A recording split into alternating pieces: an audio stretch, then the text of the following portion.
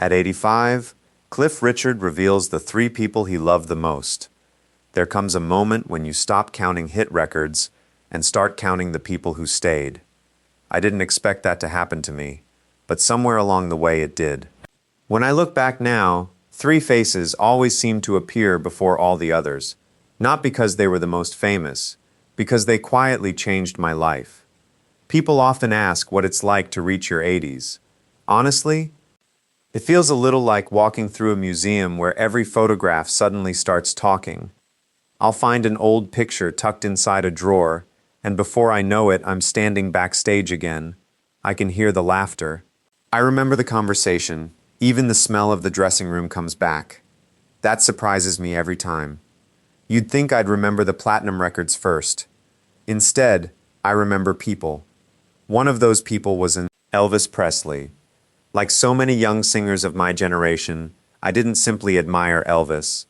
I owe him something. Without realizing it, he gave me permission to believe that ordinary boys could become extraordinary performers. I still remember hearing his records for the first time. Everything changed. It wasn't just the voice. It was the confidence. He made standing on a stage look completely natural, and I kept wondering how someone could make performing seem so effortless. Years later, life gave me something I never expected. I actually met him. I have to admit, I was nervous. I don't get starstruck very often, but this was Elvis. You build someone up in your imagination for years, and part of you worries reality might disappoint you. Instead, he surprised me in the best possible way. He wasn't trying to dominate the room. He wasn't acting like the world's biggest celebrity. He smiled, shook my hand, and started asking about my career in Britain. I remember thinking, "You're asking about me?" That stayed with me. Sometimes greatness isn't about how loudly someone speaks. It's about how interested they are in someone else. When Elvis passed away, it felt impossible. The world lost a legend. I felt like I'd lost one of the people who unknowingly helped shape my entire future. Even today, when one of his songs comes on, I don't immediately think about history. I think about kindness.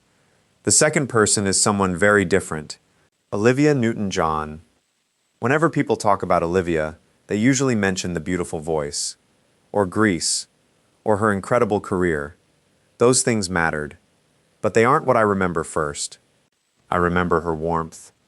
The music business can be surprisingly lonely. Everyone seems to be rushing somewhere. Everyone has another interview, another rehearsal, another flight. Real conversations become rare. Olivia somehow made time for them anyway. Every time we met, she asked how I was, and then she actually listened. That sounds so simple. But believe me, it isn't. I've met thousands of people over the years. Very few made you feel as though nothing else in the room mattered while you were speaking. She did. That's a gift. As the years passed, we'd see each other at concerts, television specials, charity events. Sometimes months had gone by, sometimes years, yet it never felt awkward. We simply carried on where we'd left off. Those friendships become incredibly precious as you grow older. When Olivia spoke publicly about her illness, I admired her even more. She never pretended life was easy. She simply faced it with remarkable grace. I still think about that. Strength doesn't always arrive with loud speeches. Sometimes it arrives with a quiet smile. The third person has probably shared more of my journey than almost anyone else. Bruce Welch. People often imagine success as one person standing under the spotlight. That isn't how it really works. Behind almost every long career, there's someone standing just outside the spotlight helping hold everything together. Bruce was that person for me. Back in the early days with the Shadows, everything happened so quickly.